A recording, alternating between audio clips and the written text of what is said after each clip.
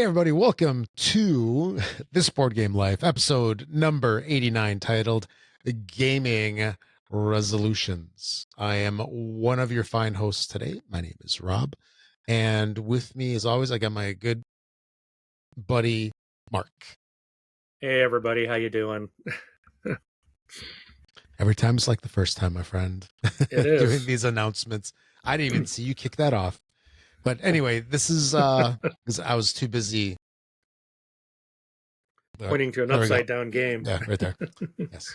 But yeah, this is a show about games, board games, anything else we want to talk about, including upside down games, and how one of these days we'll figure out how to podcast.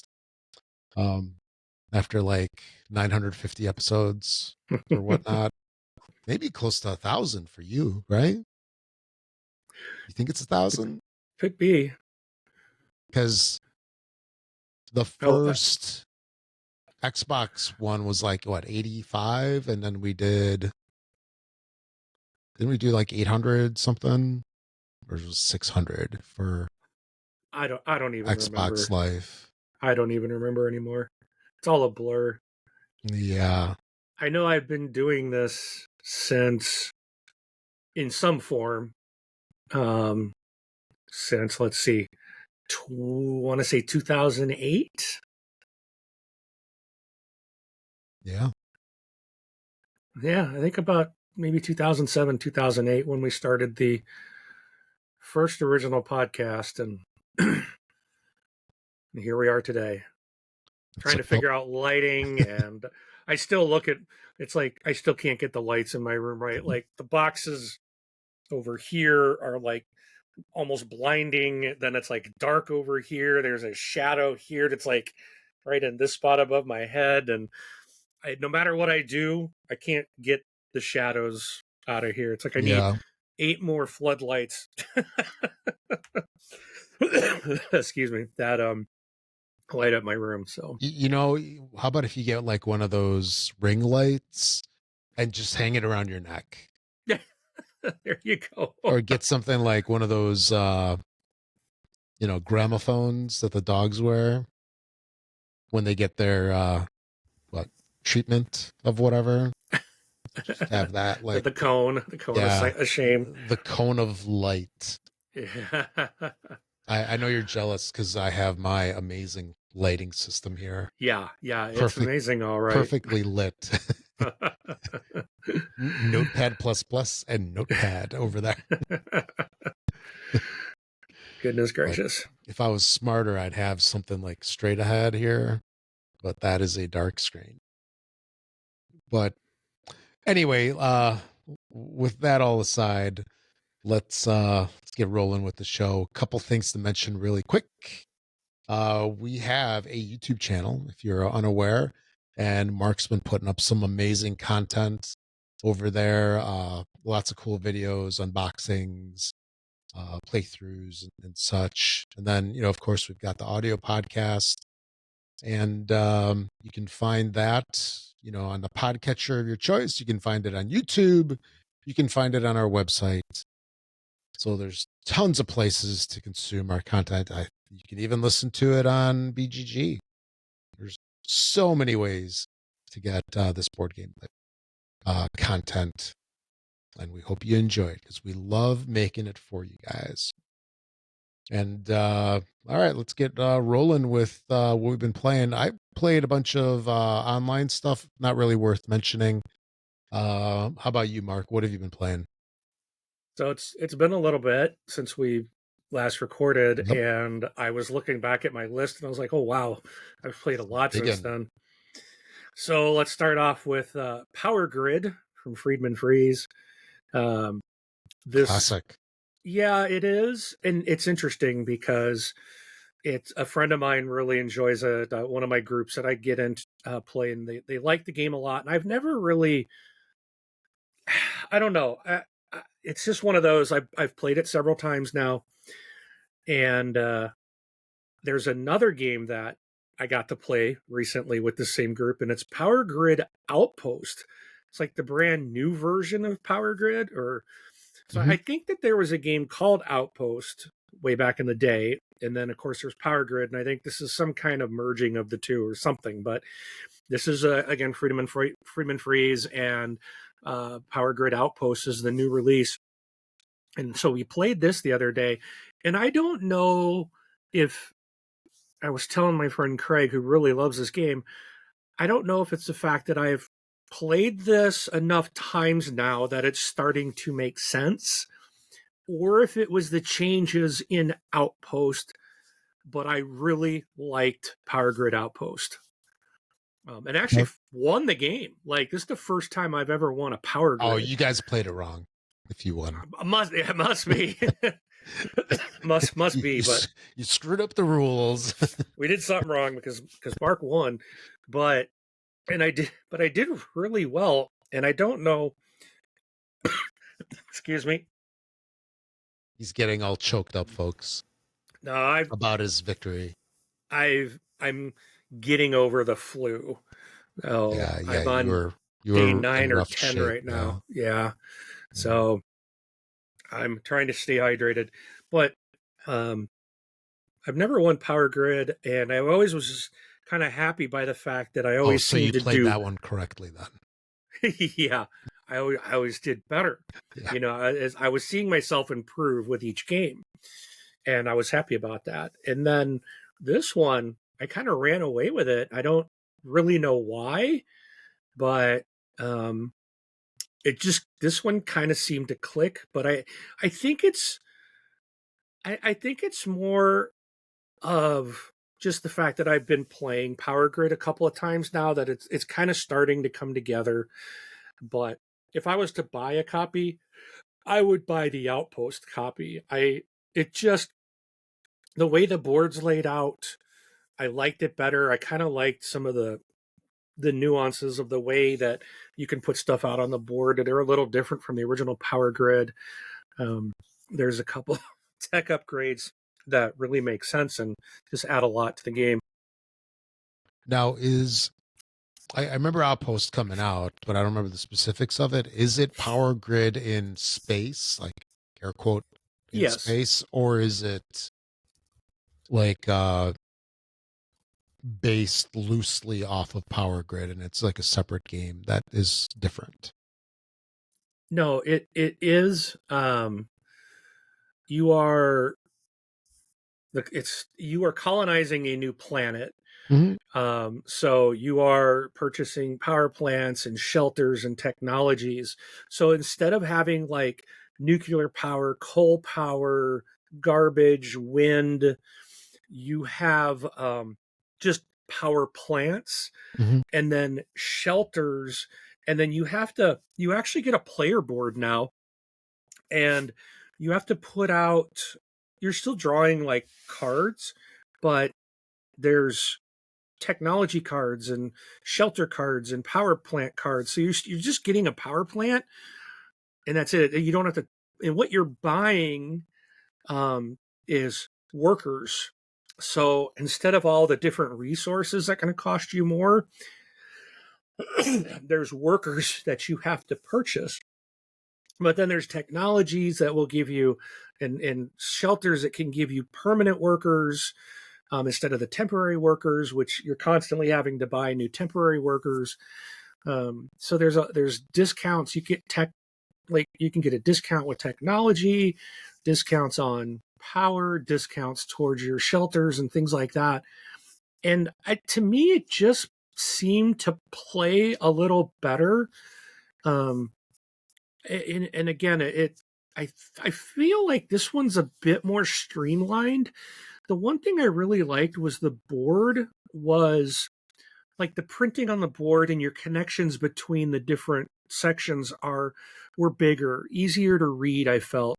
And one thing that's really cool on regular Power Grid, where your connection costs are always the same, in this game you have tiles that you randomize, and then you place out as new connection, and then you flip them over to see what the cost's going to be. So your connection cost between two locations will always be different every time you play. So I thought that was a nice way to kind of mix things up. Okay. So again, it is Power Grid. It's a standalone um, game, and I really enjoyed it. I liked it. It was a very nice update, and it's probably something that like I probably won't never get Power Grid. I just it's not something I've enjoyed, but this version I really did like it, and this is one I can see myself adding to my collection. So Yeah, I was just looking. Yeah, like game weight. Yeah, so Outpost re-implements Power Grid according to BGG, and Outpost has a 3.3 weight versus a 3.25 on Power Grid OG. so So so it should be a little tougher, maybe. I don't know.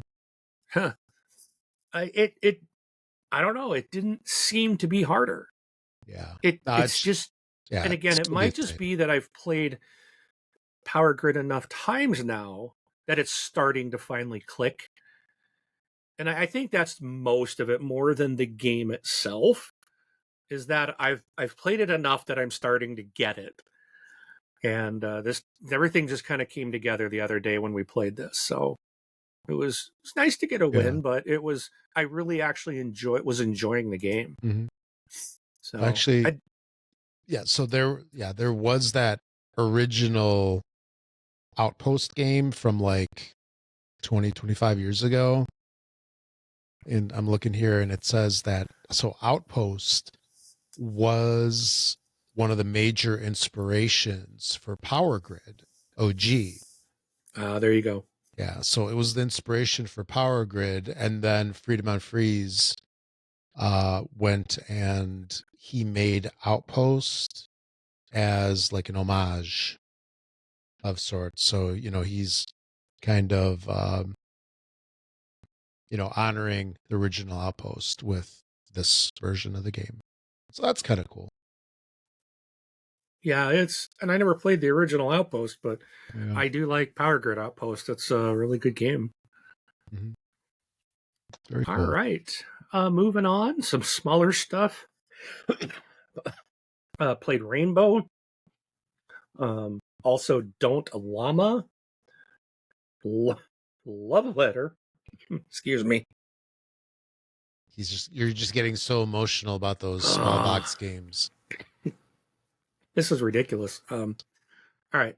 So yeah, Rainbow, Don't Llama, Love Letter, and then big, really big box, Slay the Spire, the board game. Oh, wow. Yeah. It's the opposite. Yeah, because Yeah, it is. you go like rainbow is like this. Like here's two. I'll say not in the same series, but these are like those all play little mini guys. I don't know if you can see it, like Panda Panda and Fairy, Yeah. which I think wait it was Fairy I had upside down.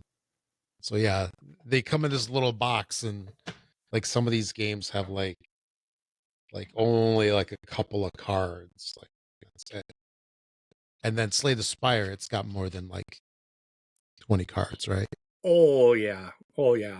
There's there's a ton of cards in Slay the Spire. It should come with one of those little, that like when you go to school events that parents are going, whether it's like baseball games or whatever, you see the parents with those um like wheel carts that collapse that they're pulling their stuff with. Yeah. You need like one of those for Slay the Spire. Yeah, there's over Yeah. 730 cards in the game with Wow. sleeves. Wow. Yeah. Wait, I you sleeve them all?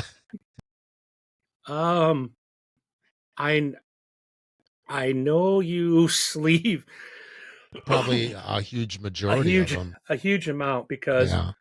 all of the cards that you like all the cards that you have in your hand are upgradable, and so you have to flip the card in the sleeve to upgrade it to its other Mhm. side. So yeah, there's the sleeves come included in the game. It's kind of Yeah. required. Wow. So Yeah. but Having sleeved the bulk of my Ascension and Dominion collection, yeah, I don't like sleeving anymore. That's not I don't fun. either. Yeah. It's for the birds. Yeah, it's not fun for me. Yeah. So, um, in fact, that alone would keep me from buying the game just because I don't Mhm. want to sleeve all those cards. Exactly. Or I don't Um, want to shuffle all those cards. I hate shuffling.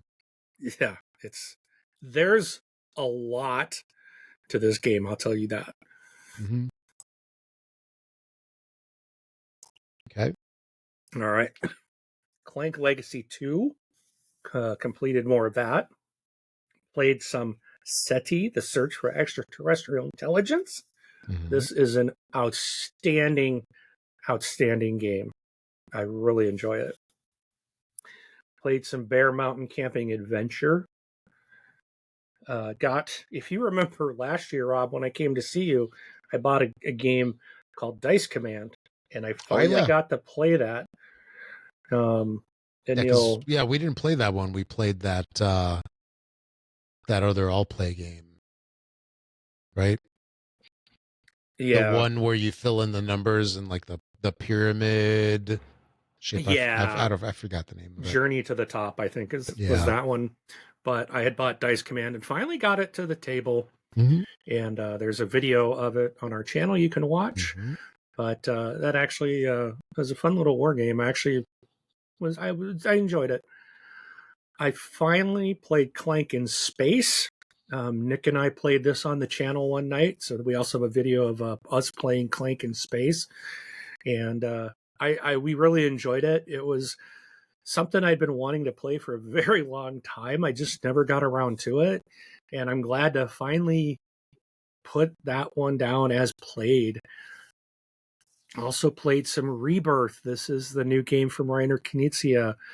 I really do enjoy this game as well. What I really like about Rebirth is it's a simple rule set. The game is really I think kind of based on luck, but it's because you're just drawing a single tile out of your bag on your turn and you're placing it on the board. So your luck is left up to what you're drawing. But there's a lot of strategy in this game that of how you're placing stuff and how you're going to put your stuff out onto the board to try to meet some of your personal goals and your scoring achievement goals and stuff. And it's just really good. I really like this game a lot, and can't wait to get it more to the table. um, Broke out Final Girl and played Slaughter in the Groves. I have a video of this one. This is probably the quickest game of Final Girl I ever played. I got obliterated so quick. I did not like. I was gonna Dude, ask, did you win? Yeah. oh no, oh no, it was over. Like, this boss is so brutal, and it's probably comical to watch Oh, to jeez. see how badly I got destroyed. So, but yep, that's Final Girl Slaughter in the Groves. Hmm. Then I went to a con here. We found out we had a local gaming convention, and it was just a little 2-day thing um, here locally, and a bunch of us from our game group Nice. decided to go check it out. And it was kind of funny because it's like, well, we're going to pay this money to go to this con and sit at the table and play with the same people we play with every week. But Exactly. it's That's like, you how it know works. what? We wanted to support a con in our local area, so a bunch of us went, and it turned out that it was another gaming group that does this once a year. And so we got to meet them, some really nice people. They had a really good turnout. I guess they more than doubled in size from last year. And they had a really, really good library of games that you just walk up and grab and just sit down and play. That's cool. So I'm looking forward to going again next year, and I'll probably be attending some of their game nights here. I'm signed up for their calendar as well, so it's And going you know to what? go. I've heard that argument, like, why go there and pay for hotel and this and that? And yours was local, so you don't have that hotel thing. Maybe there's a commute, right? Going back and forth depending on how far away it is. But it's like, why do all that when we can just play at like Fred's house or at, this game store or whatever it is. But the thing is, Right. a con has an atmosphere. Yep. which you don't get at home. And you're just surrounded by gamers, depending on how big it is. It's like Gen Con, right? Because what Gen Con Yep. tickets go on sale soon.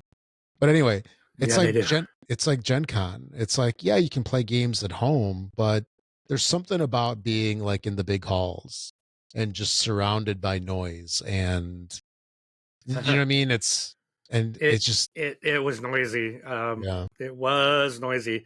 yeah. There was a lot of young adults there. Okay, that could be good or bad.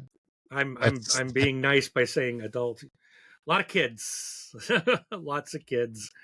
okay. But it at times got a little annoying, but Yeah. it was a really good con. You know, good family atmosphere, which was nice. I liked that aspect of it, that you could bring your kids. You know, Hmm. Yeah. um, so but they had a bunch of stuff, and we got a bunch of games played. So a couple of the things that we played that day were Tower Up. Okay. Another, Nice. I got to play Wiz War. I Ooh. don't know if I think you've heard of that one, right? Before, Oh Rob. yeah. Mhm. Yep. Yep. And I actually got, I actually played it with the developer of the game, so that was kind of cool. Played some more Marvel Dice Throne, Dungeons, Dice and Danger, Kingdom Builder, Okay. and then the great part of a con, especially like this one, is people selling their used games. Oh yeah. Hmm. And especially if you're at a con, you know, a lot of these games were like just impeccable. Like, you know, as gamers, we take care of our games, right? Yep. It's a Yep. big thing. So I actually picked up a couple of games myself, but one of the guys in our group picked up a game called Photosynthesis, Oh, I know that one. Okay. and we played that there. And I ended up having to pick it up. It was like, I'm Yeah. like, this was such a neat, unique game. But Yes. we did play Photosynthesis, which was really cool. Um, I played some Blank Slate, another small box game called Deep Sea Adventure Boost. Oh yeah. Okay. From Link That was Games. Yep. that was interesting game. Yeah.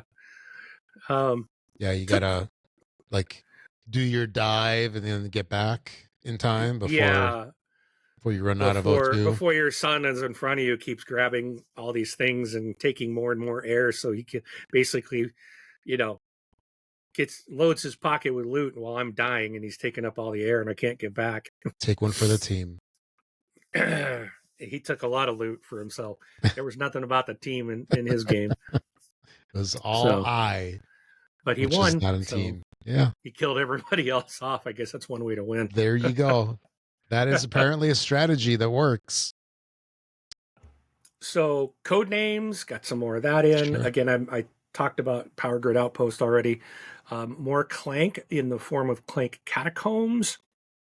And then I got two more games off a list of that I had been haven't played, and that was Forever Home. And then I played a nice little dice game, which I did record. I think both of these, Forever Home and Encore, are on our channel. You can watch me Yeah. play through those. But and I remember I said at the beginning of the Encore video, I was like, "This reminds me of another game," and I couldn't remember it. And it Gunshot turns, I said, Clever. I think it's right behind me. Turns out it's like right there, like right Yeah, it's there, where hard to my do arm that, is. isn't it? Yeah, it is, because it's backwards, but that's pretty clever. That Yeah. was the game I was thinking of. Now they are very different games, Yeah. The boxes look but identical and the artwork yes, and stuff. Yeah. yes, it looks like it's from the same people. I don't know if it is, but I don't think it is. But I it's no, I think Encore is it's, a really yeah. fun little dice chucker. I really liked it. Yeah, because that's the one So by Incus and Marka Brand, I think, right? yes, Yeah. correct. So, Yeah. but They're a husband and wife duo. They'd make some good yeah. stuff. Well, I really enjoyed Encore a lot. That was a really fun game. So, but Mhm. that's what I've done this week, and or past couple of Weeks. weeks. Yeah. Yeah, it's been more than a week. Yeah, it has. It's been a couple 2 tree weeks. You That's some good gamings. I'm really intrigued by Outpost. It's been some time since I did any Power Grid goodness, and but if it's the same, I wonder if it's worth it. So let me ask you this: if you have Power Grid, is it worth getting Outpost? Well, I know what your answer is. It's yeah. probably yes, but Um, I don't know if it's worth there's having both there of them. you probably don't need both. Um, if you really like Power Grid, then I don't necessarily think you need to buy the Outpost. Hmm. But again, it's like my buddy that has everything Power Grid and every map and all that type of stuff out there. Um, yeah, probably if you're a real big Power Grid fan, you're probably going to want to have it. Yeah, It or a Freedom Unfreeze Yeah, fiend. yeah. Yeah. Um, but for like myself, I don't have any Power Grid, but this is one I would go and buy. Hmm. So I'm gonna check tomorrow. If I'm able to get out to game tomorrow, I'll see if my store has it, and I'll probably will pick it up. Um, but I don't have a desire to own the original, but I really did like Yep. just the way Outpost played. Um, and again, I cannot say, is it the game itself, or is it this, I'm just starting, finally figuring it out and understanding how the game plays. Yeah. To me, it just flowed better. I liked some of the technology cards, the way the cards worked. I think were a little. I liked it a little better. Now, the only real issue we had was like the setting up the cards. It took a while to figure out like how to set the cards up, and I've heard this from others about the rule book being a little rough. Um, and basically, it was just trying to figure out how to set up the game was really our only issue. Spent quite a bit of time, and I just stayed out of it because I don't Okay. know. But they went and read them like several times and were redoing the cards. Like, well, this doesn't make sense. And like you'd read it and they'd do it, and they're like, this can't be right. And then read it again, and I don't know. They finally figured it out, but that was really the only issue we ran into was setting up the card deck. Trying to read through the instructions, it seemed not very clear. So, but the game played great, and yeah, if you don't have Okay. one, this is probably the one to get, in my opinion. Gotcha. Okay. So, Very cool. Okay. Yeah, for moving on to news, we had a couple of things just to hit really quick. So this is some stuff that happened, I don't know, within the past, I'd say probably 3 weeks or so. There was kind of like a big lull in between the holidays because, everybody's doing the holiday thing. And here's some cool stuff that happened within the last couple of weeks or more recently. And CMON has a new Civ building game, which is going to release sometime later on this year.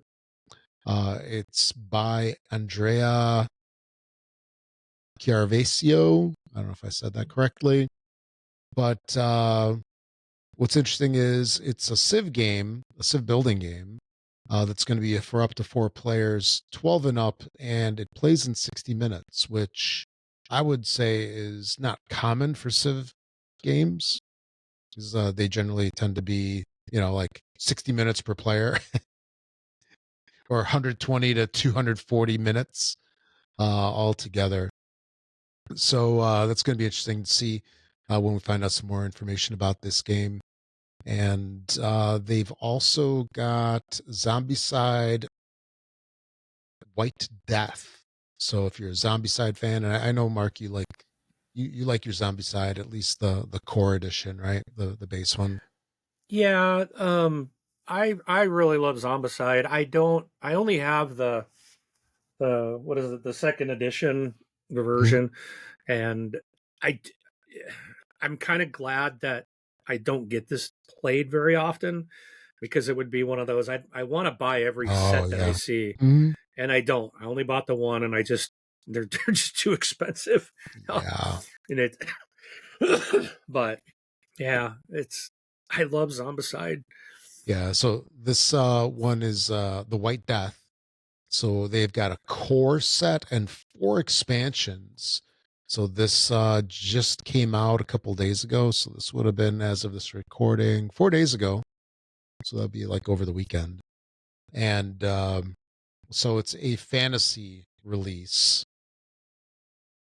Let's see, the base unit has an MSRP of only $109.99. So That's pretty cheap. yeah. So I'm sure you're glad you don't have it, because that's just the entry cost, right? Yes. Once you start packing on we'll call them expansions, those are like, 30, $40 a pop, $50 a pop. But yeah, the base unit has 6 plastic player boards, bunch of dice, 167 cards, whole bunch of tokens and stuff like that. 1 to 6 players. Takes about an hour to play. Outside of that, Chip Theory Games makes, they have some pretty cool games, right? Cloud Spire, Hoplomachus, or whatever it's called. Too Many Bones. Too Many Bones. 20 Strong. Elders. I'm drawing a Yeah. blank. Elder Scroll, right? Yeah. Elder Scrolls, and their like new one that's coming out, and Yep. so they have a game called Neon Rain. So that's a dueling card game. And this one is going into retail again on January 24th. So it is technically out right now. And so you can look at that, or look for that at your local retailer, FLGS, etc. So it's cool to me when a company like Chip Theory Games goes into retail, and they get their products to a bigger audience. Because to me, I mean, I don't know about you, but to me, Chip Theory is kind of like a niche, very niche game publisher, just because of how they produce their games, right? Like what? No cardboard is their thing. It's all like play mats, like really nice components, like really nice cards. And AKA expensive. yes, you are not wrong. The cards are PVC. Yeah. Everything is like poker chip quality, like quality poker chips. Yeah. Play mats. Yeah, there's no board. In fact, Nick, when he came over last, I was showing him Too Many Bones, and he was like shocked that there was no cardboard, and he was like, "Oh my goodness, everything is a playmat." And I was like, "Yep, Yeah. your character boards are playmats. The boards that you're playing on are playmats, and there's poker chips, and I mean, even the box is heavy."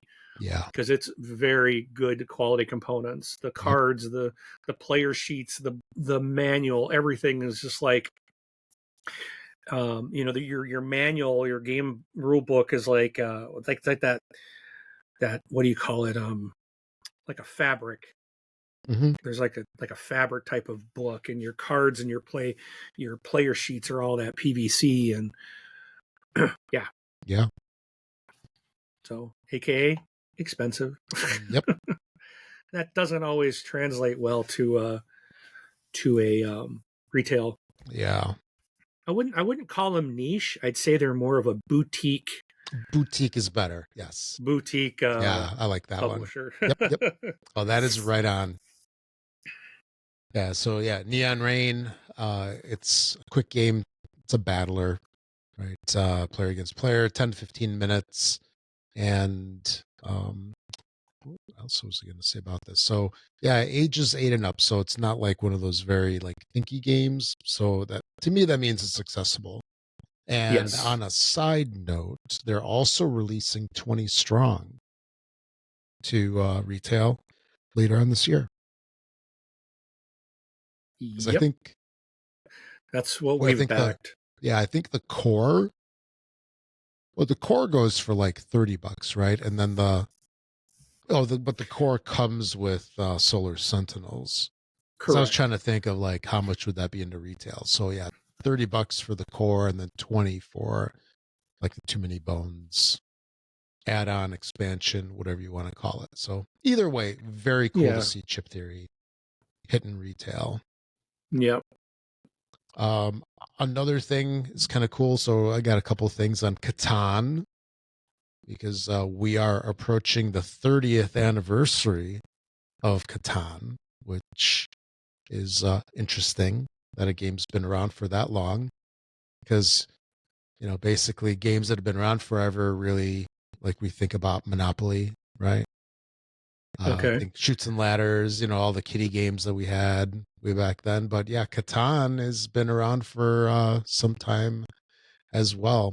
And they're branching out into the Exit series of games.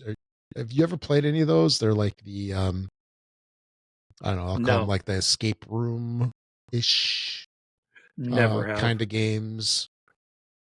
Okay, so yeah, there's like a whole series of games that have been coming out over, I don't know, the past 10 years. So these are very small games. I mean, not as small as um, like Rainbow and the all play tiny box games that we were just talking about. But it's about the size of like Ganz Schön Clever or Encore ish Okay. size wise.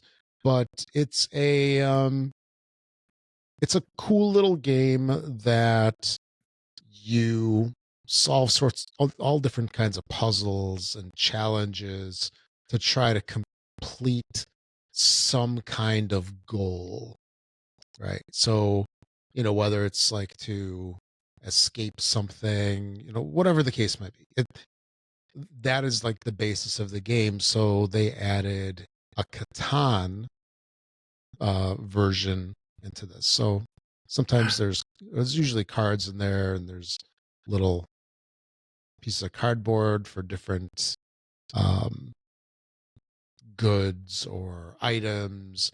So it's kind of cool. So it plays 1 to 4 player. You can solo it, and this one, the Adventures on Catan. It says it plays in 60 to 120 minutes. It'll be out this June. So that is very cool. And some of these, by the way, they're kind of like pass and play.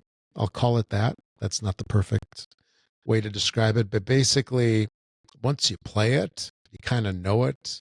Replayability isn't really there, so you kind of pass it on. You give it to somebody else. It's like, hey, here, take this. You know, you figure out the challenges, right? Because once you figure out the challenge and you know the answer, I mean, you're kind of done. That's like saying, how replayable is a crossword puzzle, right? Yeah. Minimal. But anyway, so it's going to be releasing in June, $17.95 MSRP. So that is kind of cool. And then I had another thing for Catan. There's a 6th edition coming out. So, you bought the Beatles record on cassette, then you got it on CD, then you got it on, MP3, and now you got it on what? Spotify, YouTube Music, or something like that, right? You got all these versions of it. So as you've been upgrading your Catan experience, you can do it again with the 6th edition. So yeah, originally launching in 1995, with Die Siedler von Catan, as it was called back then. It's gonna have a new edition. So same core mechanics. And then there's updated and upgraded components to make it easier to play. The rulebook has been given the treatment with additional images and examples of play, and it's got an MSRP of $49.99. And then Yeah, it looks like they might have, if I read this right, they might have some additional expansions to tie with this because, why not? You got to get the monies somehow. You can't just sell the base game and have people use the old version of the game for expansions. So there's Catan Seafarers expansion for an additional $49.99. So that requires the base game. And the Catan Cities and Knights expansion for $54.99. So that makes, I believe that the expansions are equal to or more money than the base game. But, can you put a price on fun? I don't think so. And then according to crowdfunding, you can. Yeah, yes, you can.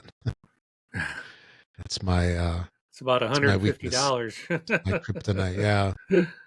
So then the initial release is going to be filed later on by Catan Traders and Barbarians expansion and Catan Explorers and Pirates expansion,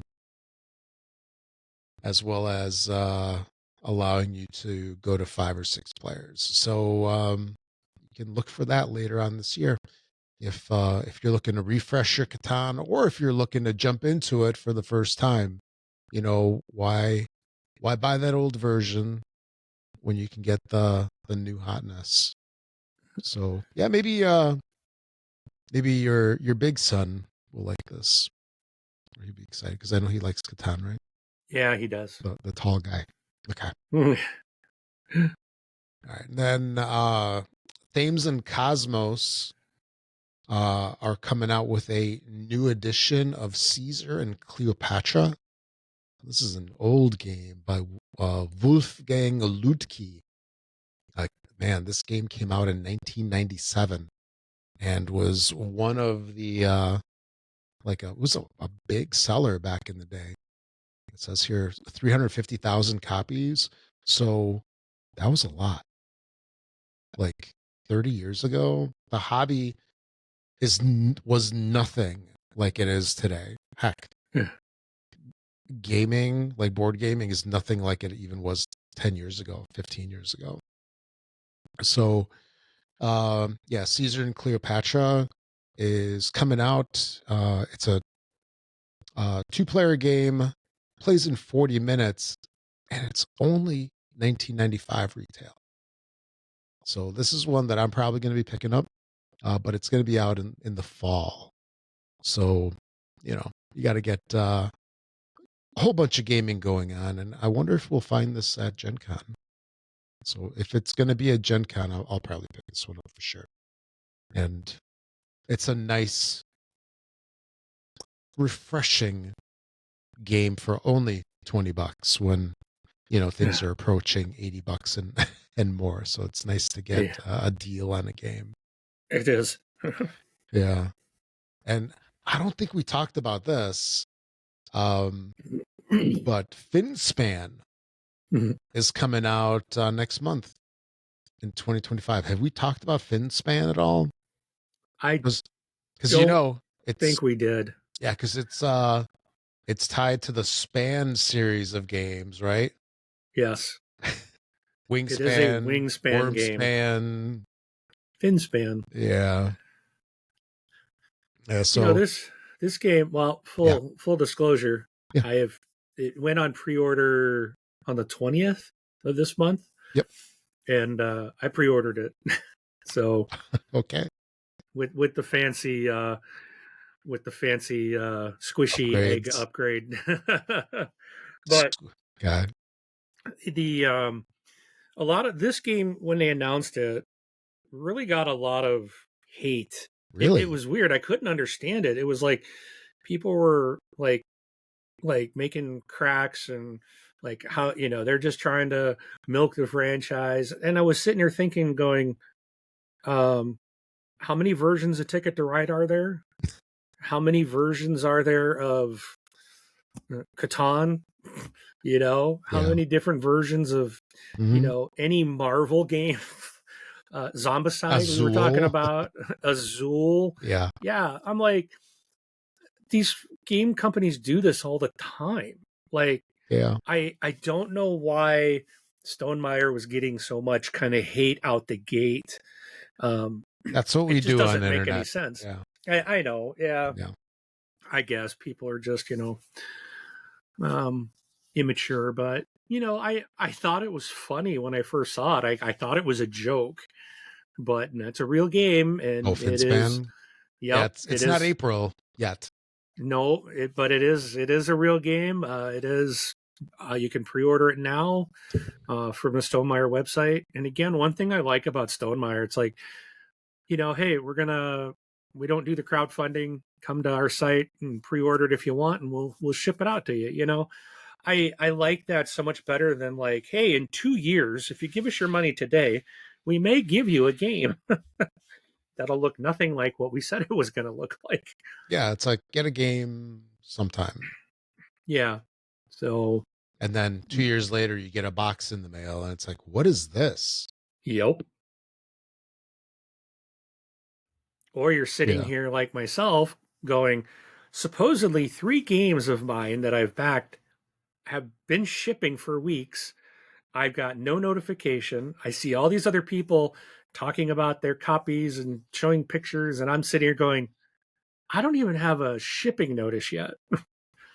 But then again, I can't talk when I know I got my Castles of Burgundy a month before someone else that I know. This is more than 1 month. So It's two I'm plus. so that is a little frustrating part of crowdfunding when you see Mhm. everybody else getting it. You're sitting here going, "Where's mine?" Yep.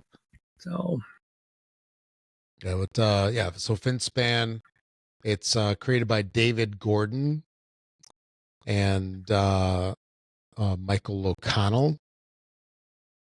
And you compete as marine researchers diving into the depths. So yeah, this is going to be releasing in February. So that is right around the corner. yep. And let's see what else we got. So speaking of anniversaries, Catan has its 30 coming up. Patchwork has a 10-year anniversary. Huh. So time to get a new version of Patchwork Yeah, no. for you. And you're like, no pass. There's another one, Patchwork. How many versions of that? There's a bunch of Yeah. versions of Patchwork, It's but like a nobody Halloween complains. one, a regular one. The Valentine's one, the Americana version, Mhm. but no one cares about that. But boy, Finspan, there are people losing their mind. Yeah. Yeah. So Anyway. yeah, the anniversary edition released last week again. So it's another one that released 4 days ago over the weekend. And yeah, this one, it's got all new illustrations, components. It's got thread spools as time markers, a sewing machine as a neutral token, and a patch with anniversary design, and a patch with an anniversary design. I can't talk. Apparently, with a dragon and the year 2024, including gold finish on the box. Mm. So yeah, so that should be out in retailers for $35 MSRP. So that's kind of neat. And then I think this is the last one that I'll cover. So a number of years ago, Grail Games make some really good games. They're the guys that bought out one of my favorite IPs, properties, whatever you want to call it, Manhattan Project. They picked it up from Minion Games when the owner of Minion Games passed a couple of years ago, and Grail Games did awesome. Like they actually brought to light a Kickstarter that was in process when James Matthew from Minion passed. So that was really cool, and um, so Grail Games is now forming a strategic partnership with Frostbite Games after a partnership with Matago. So it's cool to see some of these companies join forces, become stronger companies, and have more resources to put out the games that we like. The new game that's coming out from, I guess, this collaboration is the Manhattan Project Energy Empire. It's going to be that's not a new game. No, but it's the first one that's coming out from them in this partnership, and it's going to be on Kickstarter on February 28th. So are they just going to like do a reprint of it? That's a good question. We'll kind of have to see what happens with this. I would imagine it's going to get like a bigger treatment because, Minion was a smaller company. It was basically for a long time like a one-man show kind of. And I would imagine this is going to be all upgraded and it's going to have some new goodness. And yeah, Energy Empire is not an old game by any means. I mean, it was probably made within the past 10 years, maybe. Actually, I got to look it up here. I think it was 2016. Yeah, 2016. Yep. So, because I think you've played that one, right? Because of your connections. Mm-hmm. I'm gonna have to reach out to him today and say, "Hey, ask him." I hear this is. I'm going to share the article with him. Yeah. Say, what do you know? Exactly, keeping secrets. Actually, it'll be interesting to see. I mean, I would imagine the designers would remain constant. The publishers might change artists and so forth, but the designers and the development team would probably stay. Probably, yeah. Yeah, nope. No. So, so some changes there, and let's see. Yeah, looks like they got a couple other games coming later on this year. So Grail Games is going to be focusing on small games and medium weight games. And they're going to be working on Valedictorian, which is going to go on Kickstarter later this year. Valedictorian's coming from Frostbite, and it's done by the designer of Sagrada, Adrian Adamescu. And Sparks designer Florian Perluca. So that's about it for the news. Just again, some stuff that's kind of interesting, some happenings that you may have heard about, you may have missed, but you didn't miss it now because we just talked about it. You missed the biggest anniversary news ever in board gaming. I can't believe you missed this. What's that? Hasbro has announced new product types for Monopoly coming in 2025 for the game's 90th anniversary. I actually saw this somewhere else too, but they're coming out now. The game line's going to have expansion packs that they're going to breathe new life into the classic game. And it says each expansion pack is going to add new cards, rules that speed up the game, and other twists and turns. The first expansion to be released that are even rules that allow players to buy the bank itself. So their first couple expansions are called Monopoly Free Parking, Jackpot Expansion, which is probably, they even said it's inspired by decades of consumers developing their personal house rules.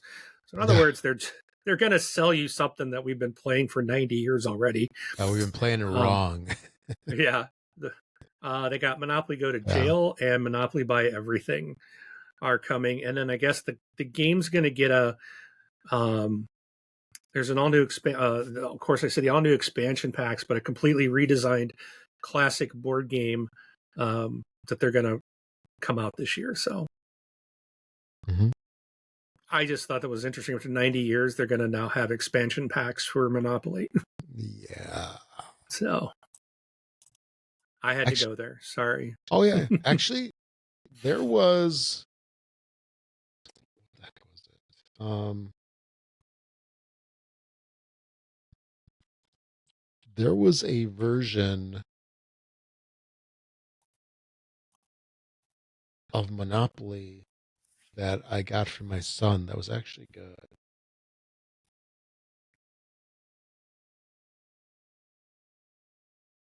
That was What? actually good. Yes. It's I haven't played it in so long. It's up in his room because I all these shelves over here, my shelves. Yeah. He's got his own. There was a version of Monopoly called Monopoly Gamer. That was it. It's actually decent. And it Yeah. had like upgrade packs. Oh wow. We it had different characters like Mario and I forget some of these other ones. But yeah, Nintendo characters, Bowser, Mario, Princess Peach, Yoshi, Donkey Kong, and then you would buy these like little surprise packs. Like those things you get that foil pack and then you open it, you don't even know what's in there. It's like, "Oh, look, a surprise. It's not the one I wanted. I got to buy 10 more to try to find the one that I wanted." But yeah, that's a good one.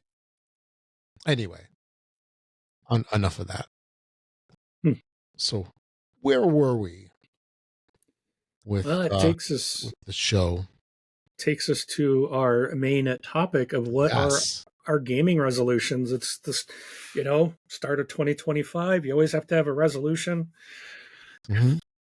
and hopefully we won't break them. I held on to mine last year. I set the one of playing 400 games in a year, and I shattered it by doing over 500. And this year I was like, I don't think I'm going to set a gameplay this year, but I went and looked at my kind of shelf of shame, and I took off. So I made a list of everything I have not played, and then I removed like expansions. Like I kind of like I need to make it manageable. I Right. want to play every base game at least that I own. And I ended up with a list of around, I think it was about 35 games, which really isn't bad. No, not at all. Well, I've purged quite a bit, so I think some things went in the purge, but Yeah. um, I have started on that list, and that's where I've actually got a couple. I did dice, the earlier I mentioned Dice Command. I did a video of it, and so I'm doing this Shelf of Shame video series that I've added to our channel, Sure. and it's going to be me playing through some of these games that are on my list. And so, excuse me. So far, I've done Dice Command and Deep Sea Adventure Boost, which I didn't do. That one I didn't do on the channel because that was played with a group of people. But Forever Home and Encore were also part of that, and those you can watch. But yeah, I'm excited to like go down my list and start checking things off. Mm-hmm. How about Okay. you? You got any resolutions? Yeah. So I've got like a two-parter. Um, I can't say that I'm gonna have like one huge all-encompassing, but I'm gonna say they're more like nuanced and things that I want to improve. So it's been some time now where I have not been going to a regular gaming group, and my gaming has been very chaotic. Meaning it's like here, there, get a game in here, get a game in there. You know, it's like you luck out, you spend some time with your gamer friends, and then you get the unwilling participants. It's like, hey, let's go over to Rob's house and grill. It's like, okay, everybody's finished eating. Look, everybody, I got a game. And then you hear the grumbling. But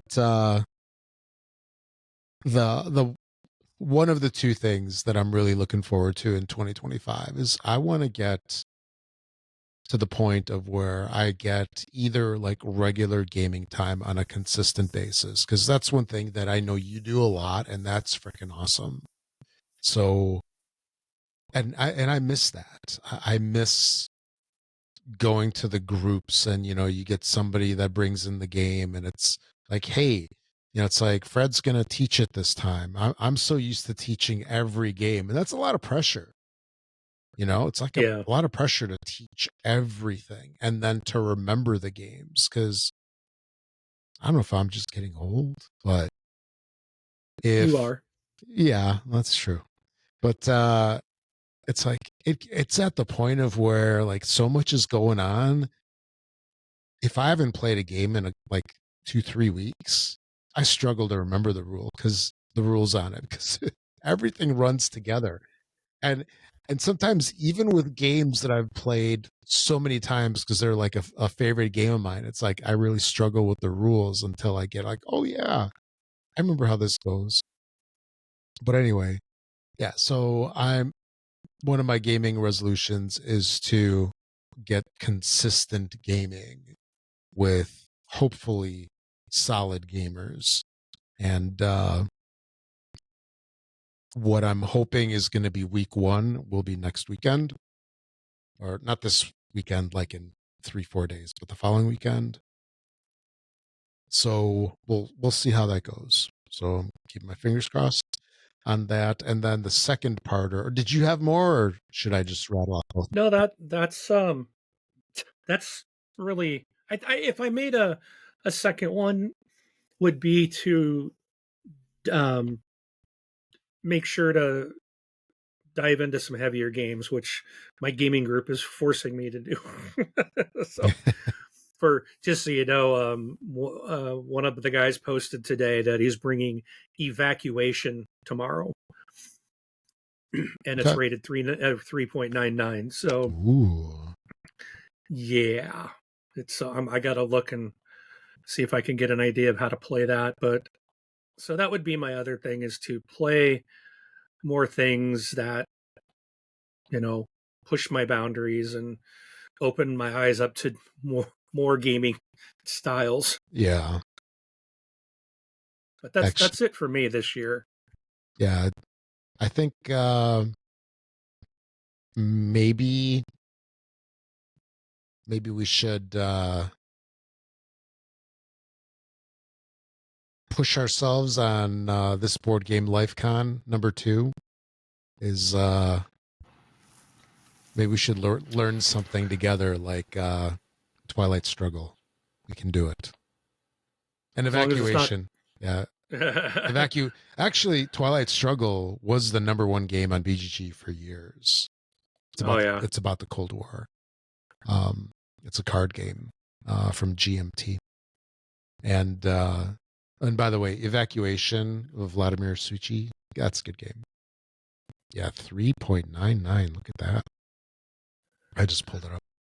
Yeah, I'm gonna have to watch how to play. Yeah. So I can have some idea, going a little bit armed. Yeah, it's got a couple nominations. Yeah. Yeah. Meeple's Choice and Golden Geek Heavy Game. Yeah, but Vladimir makes some cool games. Definitely. Last Will, Shipyard. There's some good ones. Underwater Cities. He's a thumbs up designer. But Cool. yeah, so my second thing that I just wanted to mention is this year I really feel like I need to rein in how much I spend on the hobby. And I have Oh improved over previous years, but I just like throw the money at like Kickstarters lately. I haven't been going to the game stores as often, and a lot of times when I go in there, I don't pick up anything. And that's sometimes for the wrong reasons. That's because I have other new stuff already. yeah. Because FLGS sometimes, they're a little laggy with how soon they get stuff, and it's like, oh, none of this stuff's interesting to me because I have it all because I got it like 2 months ago when it first came out. So that's for the bad reasons. But um I just need to rein that in a little bit. And the longer you're in the hobby, the easier it is. So there is that. But I'm still getting caught up in some Kickstarters. Like I just backed another one today. And I don't think that was my first one for the year. I think that was my second one. I think What'd you back today? Because I backed something as well. Well, I don't even remember what the heck was it. Oh, it was the all play. Did you get all of them? No, I didn't. I backed Twinkle Twinkle was the only one I got. Okay. Yeah, I backed the Merchants or something. Andromeda or something like that, or yeah, Merchants of Andromeda was that the name?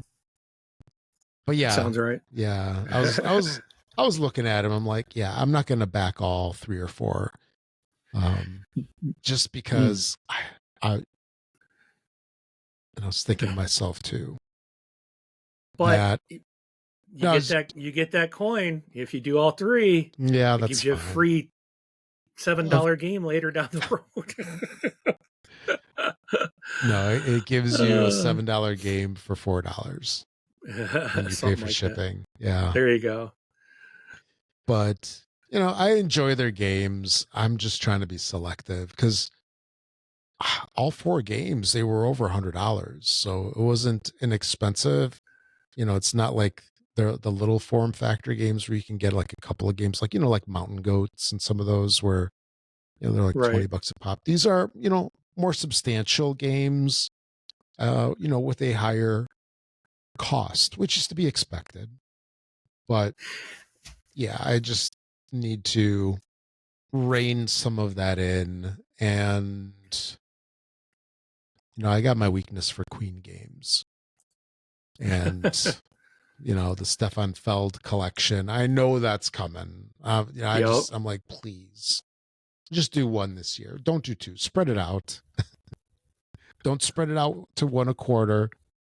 Come out with 1 this year, 1 next year, because I'm committed to getting the deluxe versions because I can't stop now. That's right. It's like I can't have 8 deluxe and then go to 2 regular or whatever. That would just be horrific. But yeah, I just want to be a little more aware of what I'm spending, because especially Kickstarter, Kickstarter, GameFound, all of those, you just pour money into it because it's a quick hit, right? It's like you're looking at it, this looks good, pledge, boom, you're done. It's like you don't have to go anywhere. And then half the time you forget half of the stuff that you order. Yeah. And yeah, so that was just my other thing. So altogether, I just want to get regular gaming on the books, and I just want to just get it more under control. Not that it's bad. I've gotten it more under control from the first couple of years. I'm not in your phase. Although I think I would assume, based on us talking, that you've reined your stuff in a lot quicker than I did. I went many years before I think I even got to where you're at. But that's my thing. Today I did the same thing. I'm like, I looked at all 3 of those games and I'm like, only 1 interested me.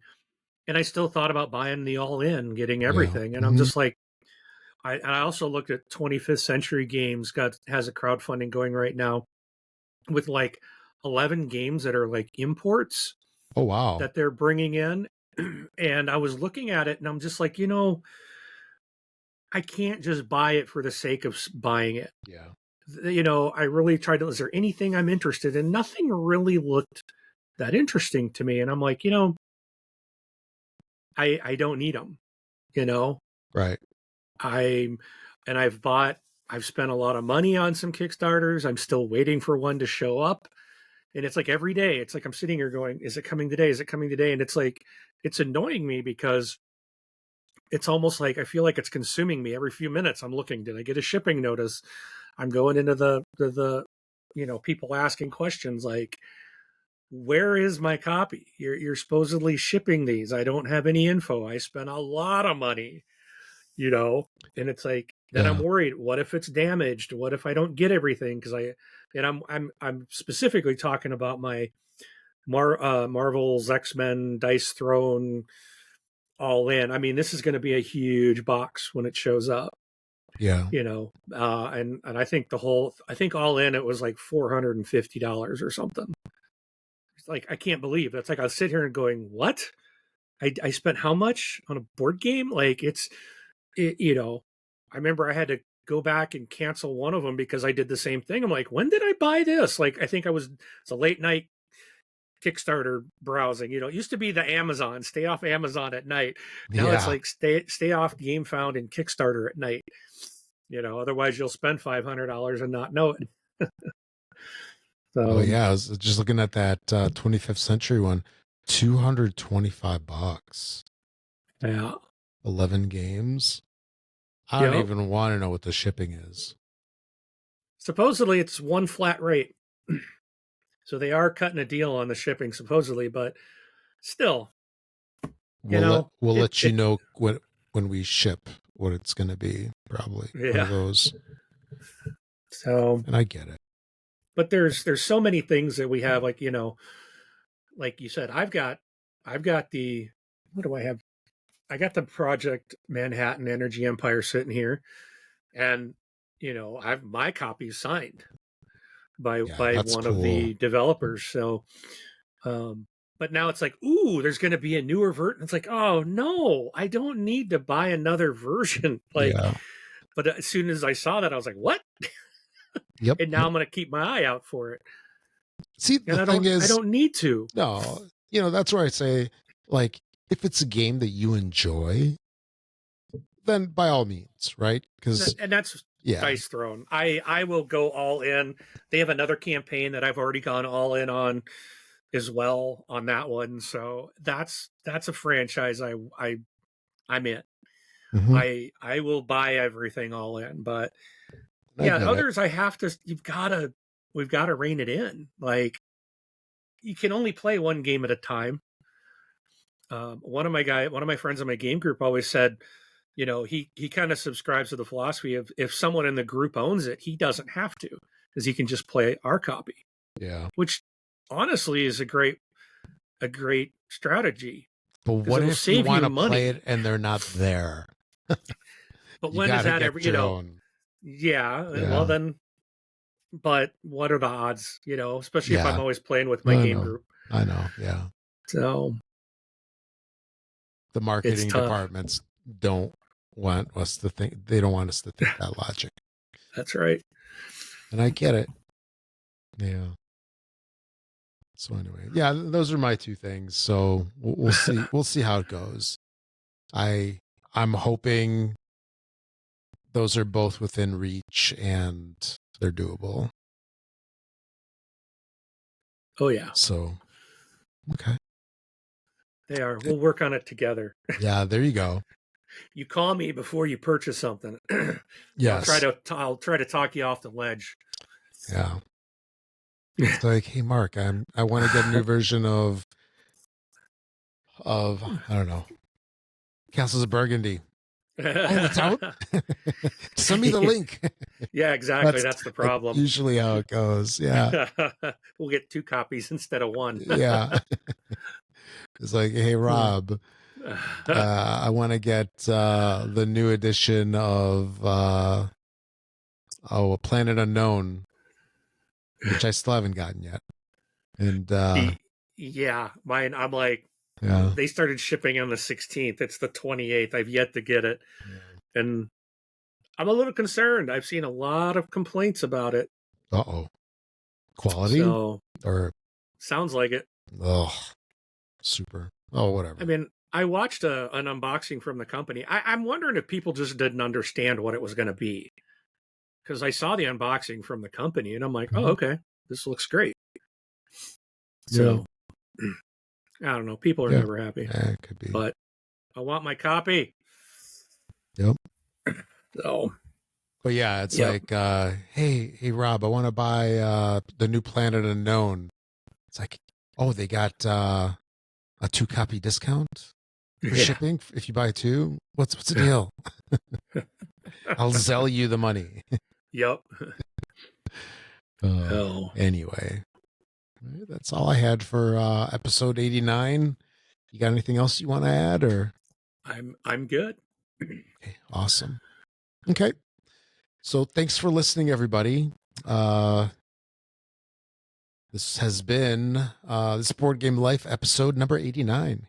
Gaming resolutions. We'll see how we stuck to these Mhm. throughout the year. And it's already almost 1 month down. Yeah. This year is going like crazy. All Yep. right. So I'm Rob. Thanks for listening, everybody. Catch you all in 2 weeks. And Mark, we'll see you at the table. Thanks.